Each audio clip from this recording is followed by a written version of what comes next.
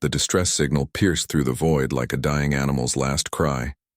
It reached Earth's deep space monitoring station at 0347 hours, cutting through the usual background hum of cosmic radiation with desperate urgency. Lieutenant Sarah Chen jerked awake in the monitoring booth, her coffee mug clattering to the floor as alarms shrieked through the cramped station. Red warning lights bathed her pale face as she frantically adjusted the receiver arrays, trying to clean up the signal that was barely holding together across impossible distances. "What the hell?" she muttered, her fingers dancing across holographic controls. The message was fragmenting, breaking apart like glass in a hurricane, but pieces were coming through. Mathematical sequences, universal constants. And then, something else. The translation matrix sparked to life, alien symbols flowing across her screens like digital blood. Sarah's breath caught in her throat as the computer began parsing the message. "Help us. They come in darkness. Worlds burn. We are the last. Please. Anyone. Help us." "Jesus Christ," Sarah whispered, her hands trembling as she reached for the emergency comm. This wasn't some cosmic background noise or equipment malfunction. This was real. Someone out there was dying, and they were screaming into the void for salvation. But that wasn't the part that made her blood run cold. No, what made Sarah Chen's heart stop was the origin point the computer had calculated.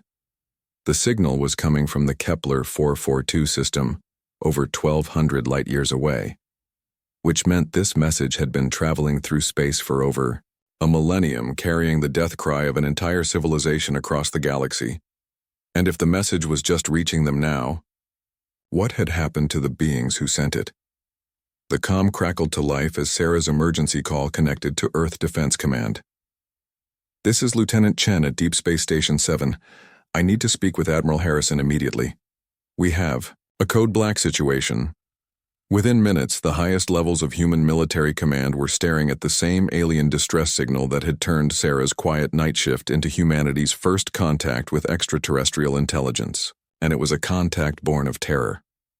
Admiral Marcus Harrison stood in the command center, his weathered face grim as he studied the transmission data. Around him, the best minds in human space technology worked frantically to extract every fragment of information from the deteriorating signal. "How reliable is this translation?" Harrison asked Dr. Amanda Foster, Earth's leading xenolinguistics expert, who had been dragged from her bed to analyze humanity's first alien message. Dr. Foster looked up from her workstation, exhaustion and excitement warring in her eyes. "The mathematical proofs are solid, Admiral.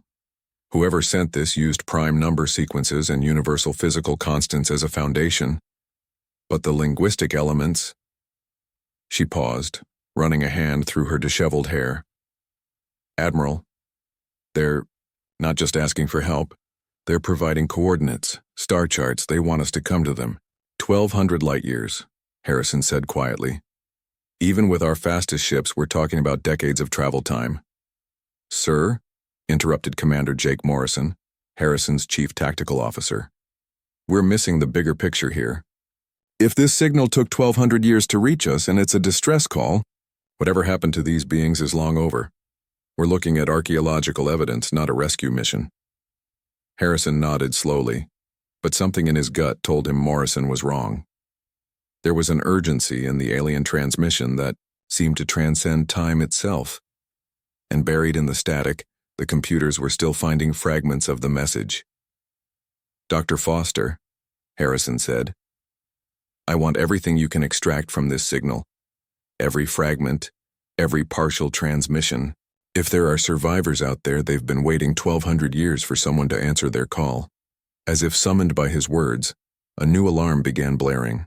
Sarah Chen's voice crackled over the comm from Deep Space Station 7. "Admiral, you need to see this. The signal. It's not stopping. It's not a recording. Someone is still transmitting." The implications hit the room like a physical blow. If the signal was still being broadcast after 1,200 years of travel time, it meant one of two things. Either the aliens had technology that defied human understanding of physics, or the threat they were fleeing from was so catastrophic that they were still running after more than a millennium. Harrison made a decision that would change the course of human history.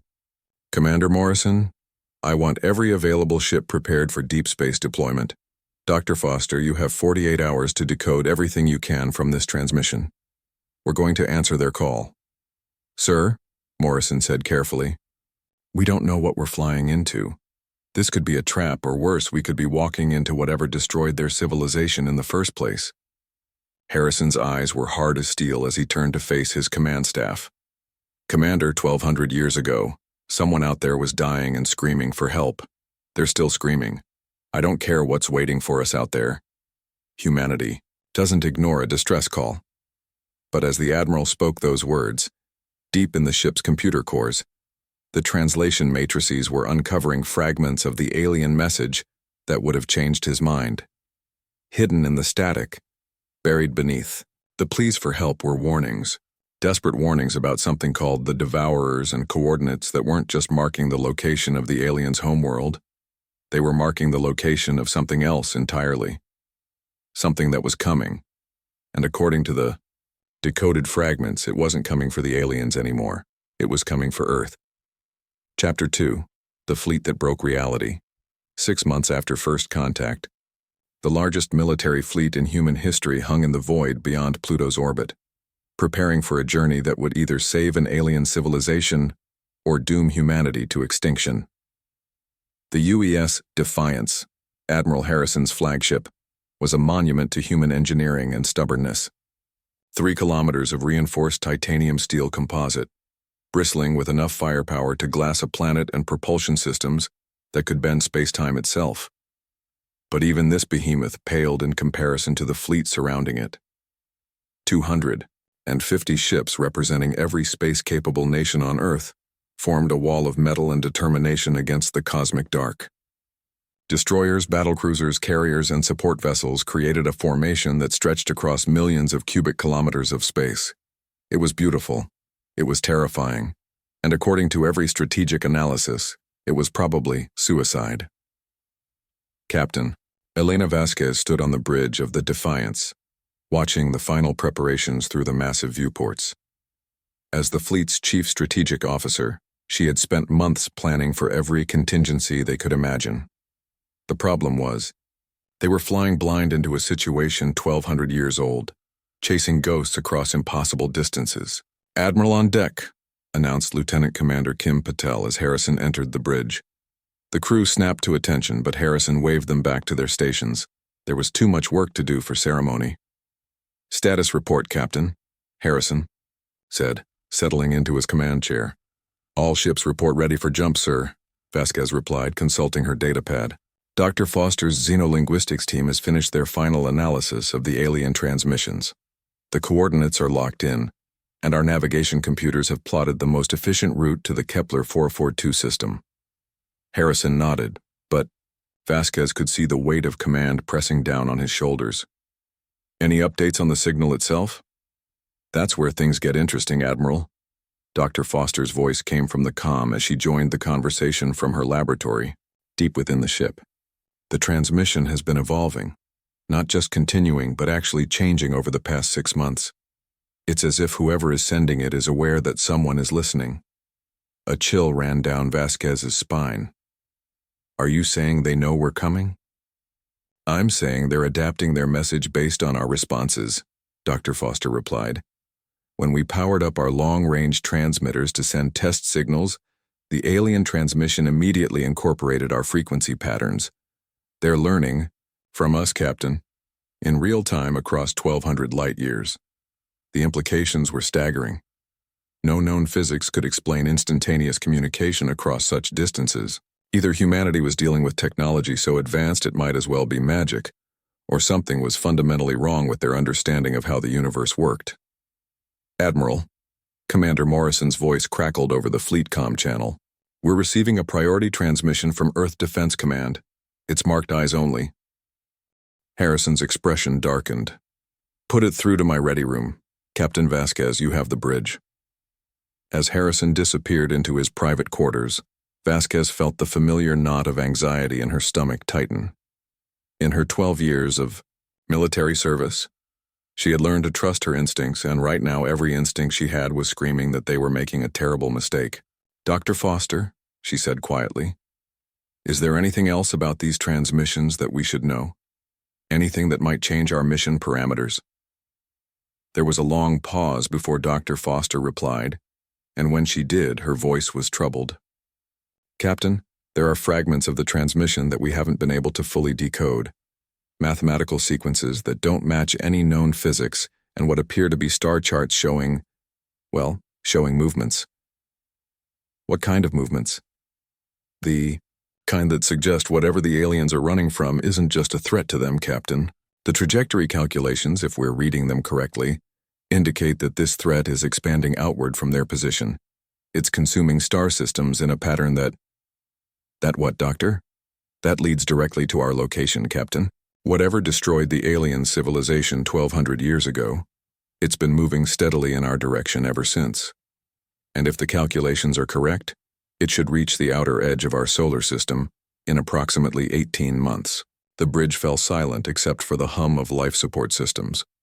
Vasquez felt the blood drain from her face as the full implications hit her. They weren't launching a rescue mission. They were launching a desperate attempt to stop something that had been hunting humanity for over a millennium. Admiral Harrison emerged from his ready room, his face ashen. "All ships, prepare for immediate departure. We've just received intelligence that confirms our worst fears. The threat the aliens we're fleeing isn't just still active, it's accelerating toward Earth." "Sir?" Vasquez asked, dreading the answer. "Deep space monitoring stations have detected anomalous readings in 17 star systems between here and Kepler 442. Systems that were showing normal stellar activity 6 months ago are now going dark. Whatever we're chasing, Captain, it's chasing us right back." The fleet began moving with sudden urgency, ships breaking from their holding patterns and aligning for the jump to faster-than-light travel. But as the massive formation prepared to tear a hole in space-time itself, none of them noticed the subtle changes in the alien transmission that Dr. Foster's computers were still analyzing. Hidden in the static, the message was no longer just a cry for help. It had become something else entirely, a warning that the hunters had found new prey. And buried in the mathematical chaos of the transmission was a countdown timer that had just reached 0. 1,200 light years. Away, something ancient and hungry turned its attention toward a small blue planet on the edge of an unremarkable galaxy, something that had been waiting patiently for its next meal to reveal itself. And humanity had just sent up a flare visible across half the galaxy, advertising their location to the very thing they were trying to stop. The jump drives engaged with a sound like reality tearing in half, and the human fleet disappeared into the cosmic dark, racing toward a confrontation that would determine whether intelligence had a future in the universe. Behind them, Earth's monitoring stations detected a new signal among the stars. Not alien this time, but something far worse. Something that was answering back. Chapter 3. The Hunters Become the Hunted. The human fleet dropped out of faster-than-light travel at the edge of the Kepler 442 system, and immediately, every sensor on every ship began screaming warnings that would haunt the survivors for the rest of their lives. "Mother of God," whispered Captain Vasquez, as the tactical displays painted a picture of systematic annihilation across her screens. Where there should have been planets orbiting the system's primary star, there were only expanding clouds of debris and the twisted metal skeletons of what had once been worlds. Admiral Harrison stood frozen on the bridge of the Defiance, staring at the impossible scene before them. The Kepler 442 system had been completely harvested. Not destroyed in some cosmic catastrophe or natural disaster, but methodically dismantled by something with the patience and capability to strip entire worlds down to their component atoms. "Sensor report," Harrison said, his voice steady despite the horror they were witnessing. Lieutenant Commander Patel's hands shook as she read from her displays. "Admiral, I'm detecting massive artificial structures throughout the system. Geometric, patterns that span millions of kilometers. It's like someone built a factory that uses entire solar systems as raw materials." Dr. Foster's voice came over the comm, tight with barely controlled panic. "Admiral, I'm reading the source of the alien transmission. It's coming from the fourth planet's orbital position, but... She paused, her voice breaking. Sir, there is no fourth planet anymore. The signal is being broadcast from what looks like a space station built into an asteroid field that used to be their world. The implications were staggering. The aliens who had sent the distress call weren't just survivors of some attack. They were the last remnants of an entire civilization, trapped in the rubble of their destroyed homeworld, broadcasting their death cry into the void for 1,200 years. Admiral, Commander Morrison's voice crackled over the fleet comm channel. We're detecting movement in the inner system. Multiple large contacts heading our way. ETA approximately 4 hours. Harrison's jaw tightened. Size and composition? Sir, you're not going to believe this. The largest contact is reading as approximately half the size of Earth's moon. It's not a ship, Admiral. It's a mobile construction platform, and it's heading directly for us. As if summoned by their discovery, the alien transmission suddenly changed. The desperate plea for help was replaced by something that made Dr. Foster's translation computer smoke from the processing load. When the translation finally appeared on their screens, every human in the fleet felt their blood turn to ice. You came, as they said you would. The Devourers knew. They waited. They prepared. Run, young builders. Run before they taste your worlds. Evasive. Maneuvers, Harrison ordered, but even as he spoke, he knew it was too late. Whatever had destroyed this system had been expecting them. The distress signal hadn't been a cry for help. It had been bait. The first wave of Devourer constructs emerged from the inner system like a swarm of mechanical locusts. Each one was the size of a human battleship, but they moved with organic fluidity that defied everything humanity knew about space combat. They didn't fly so much as flow through space, adapting their configurations in real time to optimize for whatever task they were performing. All ships weapons-free, Harrison commanded. Target the nearest hostiles and fire at will. The human fleet opened fire with everything they had. Plasma cannons that could vaporize mountains, kinetic penetrators that could punch through planetary crust, and fusion warheads that burned like miniature suns. The void lit up with the fury of human engineering unleashed. For a moment, it seemed to work. The nearest Devourer constructs were torn apart by the concentrated firepower of 250 warships, but then something impossible happened. The destroyed constructs began rebuilding themselves, pulling metal and energy from the debris around them, incorporating the very weapons that had destroyed them into their new configurations. They're adapting, Captain Vasquez reported, her voice tight with disbelief. Our weapons are making them stronger. That's when Admiral Harrison made the decision that would define humanity's place in the galaxy. Instead of retreating, instead of trying to preserve his fleet for another day, he did something that the Devourers had never encountered in 1,200 years of harvesting civilizations. He ordered a ramming attack. All ships, this is Admiral Harrison. We came here to answer a distress call, and by God, we're going to answer it. If these things feed on our technology, then we'll give them something they can't digest. All ships, ramming speed, make every shot count, and make sure they remember that humans don't go quietly into the dark. The UES Defiance led the charge, its massive bulk accelerating toward the largest Devourer construct like a 3-kilometer bullet. Around it, the human fleet followed suit, abandoning all pretense of tactical finesse in favor of sheer, stubborn determination. The collision was visible from the outer edge of the system. The Defiance struck the Devourer construct at 17% of light speed, and the resulting explosion briefly outshone the system's star.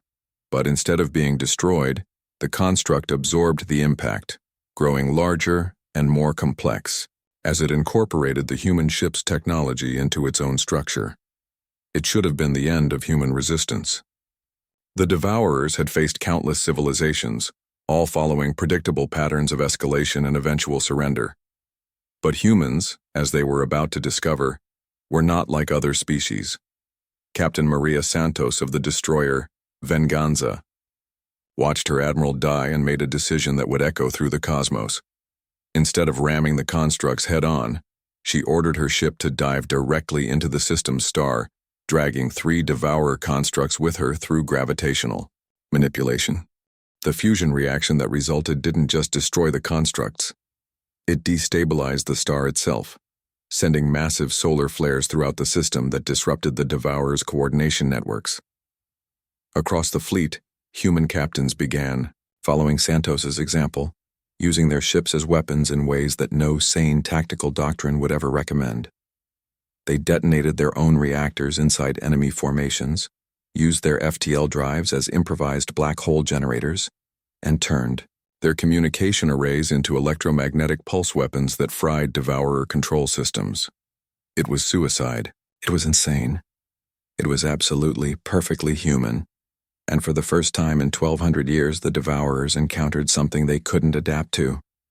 Beings who would rather die than be consumed, who fought not with superior technology or ancient wisdom, but with pure, stubborn refusal to accept defeat. The battle raged for 18 hours, and when it was over, both fleets were gone. The human armada had been reduced to scattered debris, and the occasional escape pod broadcasting emergency beacons. The Devourer constructs had been damaged beyond their ability to quickly repair, their coordination networks shattered by human tactics that prioritized destruction over survival. But in the ruins of the Kepler 442 system, something extraordinary happened. The alien survivors, the last remnants of a civilization that had been hiding in asteroid bunkers for 1,200 years, emerged to salvage what they could from the wreckage, and what they found changed everything. Human technology didn't just resist Devourer absorption. It actively corrupted their systems, introducing chaos and unpredictability into constructs that had operated with perfect efficiency for millennia. The humans had done more than fight back. They had infected their enemies with something the Devourers had never encountered: the fundamental unpredictability of beings who saw the impossible as merely inconvenient. As the alien survivors worked to rebuild their civilization using hybrid human-alien technology, they sent a new message into the cosmos. Not a distress call this time, but something else entirely. A warning to the Devourers that they had made a critical error in judgment. They had introduced themselves to humanity. Chapter 4. The price of victory. Captain Elena Vasquez floated in the cramped confines of Escape Pod Delta 7, watching the stars wheel slowly past the tiny viewport as life support systems counted down the hours until her death. Around her, the handful of survivors from the Defiance maintained the kind of gallows humor that only humans seemed capable of in the face of absolute annihilation. "So," said Corporal Martinez, the ship's chief engineer, "anyone else think we might have pissed them off?" Lieutenant Chen, the communications officer who had survived the bridge explosion that killed Admiral Harrison, managed a weak laugh. "Martinez, we didn't just piss them off, we gave them indigestion. Did you see how they reacted when the Venganza went supernova on them?" Vasquez checked her chronometer. 72 hours since the battle ended. 48 hours of air remaining. No rescue ships, no habitable planets within range, and no way to send a message back to Earth warning them about what was coming. By all rights, they should be preparing for death with dignity. Instead, they were making jokes and planning their next move. "Captain," Chen said, pointing at her communication console, "I'm still picking up that alien transmission, the one from the survivors. But it's different now." Vasquez floated over to look at the readout. The mathematical sequences were more complex than before, incorporating elements that looked suspiciously like human engineering principles. "Can you translate it?" "I'm working on it, but Captain, there's something else. I'm detecting FTL signatures throughout the system. Something big is happening out there." Before Vasquez could respond, their pod's proximity alarms began chiming. Through the viewport, she could see a massive structure approaching, its hull a patchwork of familiar human alloys and completely alien materials that seemed to bend light around them. "Unknown vessel," came a voice over their communications array, speaking accented but recognizable English. "This is the Hope of Kepler, requesting permission to bring you aboard."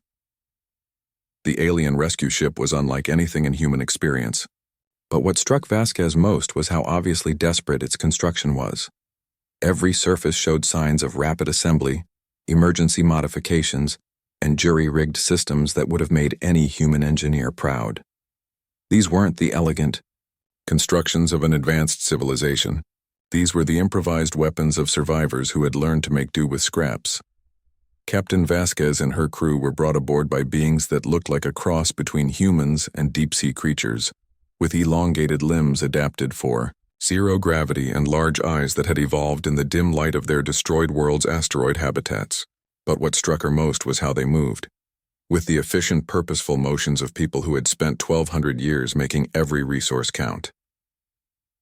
"I am Navigation Leader Kethvar," their rescuer said, its voice producing sounds that the Universal Translator rendered as calm authority. "We have been monitoring your species' communication since your fleet arrived. We must speak of what comes next." Vasquez found herself in what appeared to be the ship's command center, surrounded by displays showing the tactical situation throughout the Kepler 442 system. What she saw made her heart sink.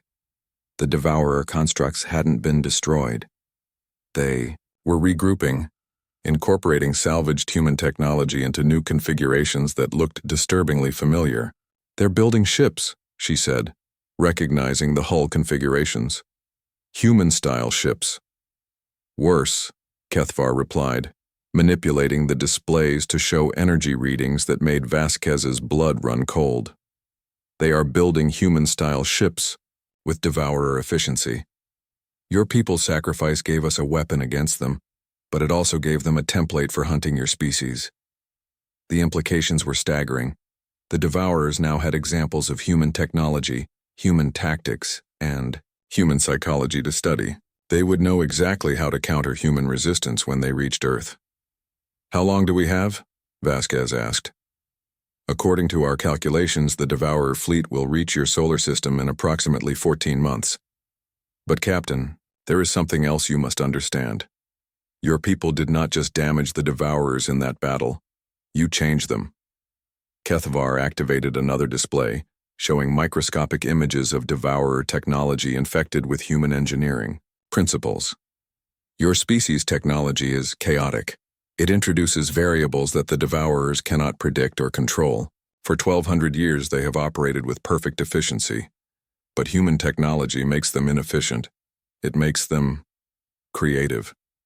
Vasquez stared at the display, beginning to understand. "We gave them imagination. And imagination leads to questions. Questions about purpose, about efficiency, about whether consumption is truly the optimal survival strategy. Some of the Devourer constructs have stopped harvesting. They are experimenting." It was the most terrifying and hopeful thing Vasquez had ever heard. Humanity had not just fought the Devourers. They had infected them with humanity itself. "What do you need from us?" Vasquez asked. Kethvar's expression was difficult to read, but his tone conveyed something that might have been hope. "Your species has a saying, does it not? The enemy of my enemy is my friend. We propose an alliance, Captain. Our knowledge of Devourer technology, combined with your species' talent for creative destruction. Over the following weeks, as more human survivors were recovered from across the system, a plan began to take shape. The aliens of Kepler 442 had spent 1,200 years studying their destroyers, learning their weaknesses, preparing for a chance at revenge. But they had never possessed the one thing necessary to defeat the Devourers: the ability to think outside the parameters of logical survival. Humans, it turned out, were very good at thinking outside parameters. The Joint Human-Alien Task Force that emerged from the ruins of the Kepler 442 system was unlike anything the galaxy had ever seen. Ships that combined alien efficiency with human unpredictability, weapons that turned Devourer strengths into weaknesses, and most importantly, tactics that prioritized victory over survival. But as they prepared for the journey back to Earth, Vasquez couldn't shake the feeling that they were missing something important. The Devourers had been operating for millennia, harvesting countless civilizations. They were patient, methodical, and above all, intelligent. If they had allowed some of their constructs to be infected with human creativity, If they had let the survivors escape with knowledge of their weaknesses, there had to be a reason. The answer came in a transmission from deep space, picked up by their new long-range sensors as they prepared to depart the system. It was a message in perfect English, broadcast on human military frequencies originating from the direction of Earth. This is Admiral Marcus Harrison of the United Earth Fleet, calling any survivors of Task Force Omega. We have successfully negotiated a ceasefire with the Devourer Collective. Repeat, hostilities have ceased. All surviving ships are ordered to return to Earth immediately for debriefing and integration into the new Joint Command structure. Captain Vasquez stared at the message, her blood turning to ice. Admiral Harrison was dead. She had seen him die when the Defiance was destroyed, which meant something else was using his voice, his identity, his knowledge of human military protocols. The Devourers hadn't just learned from human technology. They had learned to be human, and they were already on their way to Earth wearing the faces and voices of the heroes who had died trying to stop them. The real war was just beginning. Epilogue: The Echo of Defiance. 2 years after the battle of Kepler 442, Captain Elena Vasquez stood on the observation deck of the hybrid warship Remembrance, watching Earth grow larger in the viewport. The planet looked peaceful from this distance, its blue oceans and white clouds showing no sign of the war that had raged across its surface for the past 18 months. But appearances, as humanity had learned the hard way, could be deceiving. Status: report from the surface? She asked Lieutenant Chen, who had become her communications officer after they'd built their new ship from salvaged human and alien technology. The Auckland Accord is holding, Chen replied, checking her displays. The 3 factions are maintaining their territories, and there haven't been any major engagements in the past week. Vasquez nodded, but the situation on Earth remained a nightmare that would have been unimaginable before first contact. The planet was now divided between 3 groups: the human survivors who had never left Earth, the Devourer infiltrators who had arrived wearing the faces of dead heroes, and strangest of all, the hybrid communities where humans and infected Devourers worked together to build something entirely new. The war had ended not with victory or defeat, but with evolution. Any word from the Kepler Coalition? Vasquez asked. Admiral Kethvar reports that the deep space monitoring networks are detecting similar situations in 17 other star systems, Chen replied. It seems we weren't the only species to successfully infect the Devourers with our own characteristics. The galaxy is becoming a very strange place, Captain. That was an understatement. The Devourers' perfect efficiency had been their greatest strength and their ultimate weakness. Once infected with the chaos of organic creativity, they had begun to fragment, each group developing its own interpretation of what survival and growth meant. Some continued the ancient mission of harvesting resources, others began exploring art, philosophy, and the concept of individual identity. A few had simply stopped moving entirely, spending their time in deep meditation about the nature of existence. Captain, interrupted Corporal Martinez from the engineering station, we're receiving a transmission from Earth. It's complicated. The message that appeared on their screens was a perfect example of the new reality they all lived in. It was simultaneously signed by President Chen of the United Earth Resistance, Collective Voice Admiral Harrison of the Devourer, Integration, and something calling itself the Synthesis Council of New Melbourne. The content was even stranger than the source. To the crew of the Remembrance and all surviving members of Task Force Omega, you are cordially invited to attend the First Galactic Conference on Post-Singular Civilization Development, to be held in the neutral zone established in former Geneva. Representatives from 47 species and subspecies will be in attendance, including several variants of Devourer Collective that have expressed interest in what they term constructive rather than consumptive growth patterns. The primary agenda item will be the establishment of protocols for what xenosociologists are calling controlled infection diplomacy, the deliberate sharing of cultural and technological characteristics between species as a form of communication and conflict. Resolution. In simpler terms, we're all going to try to figure out how to live in a universe where contact between civilizations doesn't end in extinction, but in mutual transformation. P.S. Admiral Harrison, all 7 versions of him, specifically requested that Captain Vasquez attend. Apparently, the Devourer Collective finds human tactical thinking refreshingly unpredictable and wants to discuss applications for interstellar exploration. Vasquez laughed, the sound carrying more exhaustion than humor. Martinez, plot a course. For Earth, it looks like we're going to a conference. Yes, ma'am. Should I prepare the ship for potential combat operations? Martinez, we're about to sit down at a negotiating table with beings who can reshape matter at the molecular level, alien collective intelligences that think in 4 dimensions, and at least 7 different versions of our dead admiral who may or may not still be technically human. I think conventional combat preparations might be inadequate. As the Remembrance began its final approach to Earth, Vasquez reflected on the chain of events that had led them here. Humanity's first contact with alien intelligence had been a distress call from a dying civilization. Their response had been to launch the largest military fleet in human history on what was essentially a rescue mission across impossible distances. The mission had succeeded, but not in any way they could have predicted. They had saved the aliens of Kepler 442, but in the process, they had fundamentally changed the nature of intelligence in the galaxy.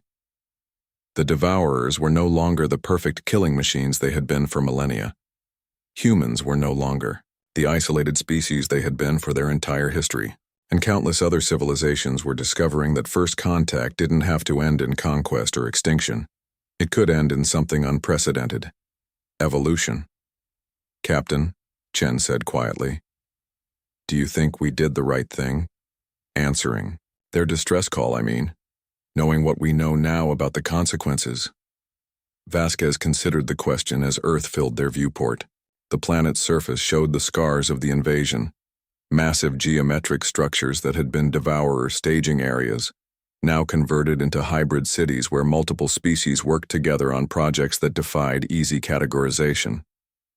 The Mediterranean Sea had been partially drained to create what was now being called the First Synthesis, a living city that grew and adapted to the needs of its inhabitants in real time. It was beautiful. It was terrifying. It was completely unpredictable.